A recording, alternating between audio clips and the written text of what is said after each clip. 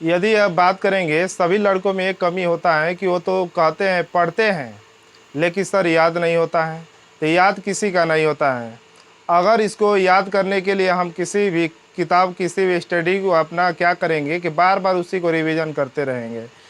जैसे कि एक लड़का और एक पत्थर के बीच में कहानी है कि एक आर्टिस्ट मैन हुआ करता था, और जैसे वो आगे बढ़ा तो एक स्टोन या पत्थर से भेंट होता है। तो उसे कहता है कि आओ, तुम्हें हम एक मूर्ति बनाना चाहते हैं जो कि आगे चल कर के तुम एक महान कार्य करोगे, लोग आपको पूजेंगे।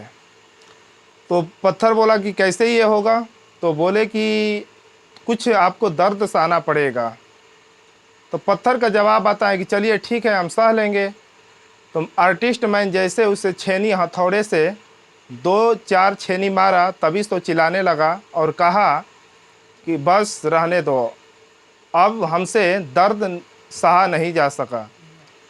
तो छोड़ दिया, उसी पत्थर को उसी तरह छोड़ दिया जैसे था उसी तरह।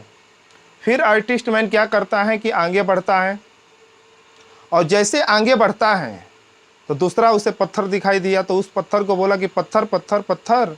तो पत्थर बोला कि जी बोलिए। तो आर्टिस्ट मैन कहता है कि हम आपको एक महान कार्य करने के लिए या आपको पूजनीय बनाने के लिए हम एक आपको बनाना चाहते हैं।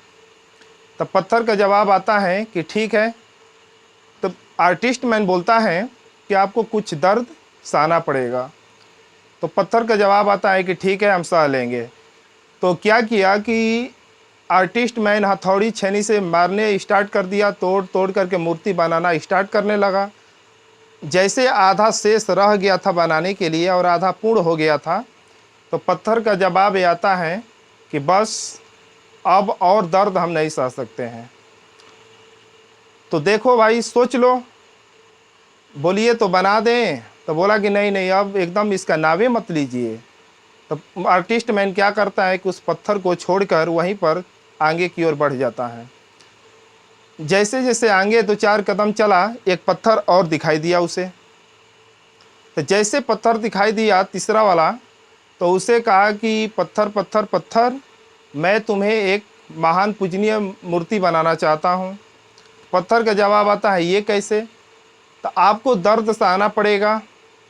तो पत्थर का जवाब आता है कि ठीक है, मैं सह लूँगा। तो उस पत्थर को आर्टिस्ट मैंने छेनी और हथौड़ी से तोड़ने लगा और एक रूप दे दिया, किसका? मूर्ति का। इतना कष्ट हुआ उस पत्थर को, इतना कष्ट हुआ कि ऊपर से लेकर के नीचे तक उसे छेनी हथौड़े से तोड़ते तोड़ते तोड़ते तोड़ते एक सुंदर आकार प्रदान कर दिया और वहीं पर छोड़ दिया। और छोड़ने के बाद सुबह हुआ तो लोगों के द्वारा वहाँ एकजुट हुए और भीड़ लग गई। लोग कहे कि यहाँ भगवान प्रकट हुए हैं, भगवान प्रकट हुए हैं। तो लोग वहाँ आए और उस मूर्ति को एक स्थापित कर दिए और एक बड़ा सा विशाल मंदिर का निर्माण कर दिए। और जैसे निर्माण कर दिए तो वहाँ पर एक मूर्त कराने के लिए, एक पूजा पाठ कराने के लिए, उस शुरुआती उद्घाटन कराने के लिए मूर्ति को एक बड़े पुजारी को काम आता है। तो पुजारी जैसे ही आता है तो वहाँ पर कहता है कि वह ऐसे पत्थर को एक ज़रूरत है जो आधे रूप का मूर्ति का हो और आधा प्लेन हो। तो दूसरे नंबर का जो पत्थर था उसे ही लाया गया और मेन गेट के बगल में उसे क्या कर दिया गया? स्थापित कर दिया गया। अब ये जो पत्थर जो आधे मूर्ति का ढांचा लिया था और आधे रूप जो प्लेन था, वो हमेशा उसी पर नारियल पटकने के लिए उसे क्या कर दिया गया? स्थापित कर दिया गया।